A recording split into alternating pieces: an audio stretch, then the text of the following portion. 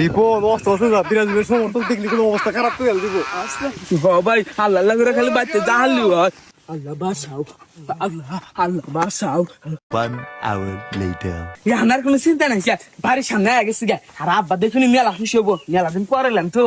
আব্বা আমরা আইছি ওরে আমার সোনারা আইসাও আও তোমাকে ভাত চাও ঘোরা ঘোরা আল্লাহ বান্দির বাচ্চারা খারা বিশ্বকাপ খেলা আর কিছুদিন না মজা করে নিয়ে গেছিলি বান্দির বাচ্চারা খারা নর্মাল একটা দলে হাতে পারস না আমার বুক ফুলিয়ে বাচ্চা হয়েছে এই বান্দির বাচ্চারা এমন সময় আছে খারা আবার গাড়ি আমার না কিন্নিকে বাগরে দাবড়ে দিয়ে যাও কিন্নিকা তারপর দিছি জানোস না তোরা নরের মতো দুর্বল দলে হাতে হারলি কে ক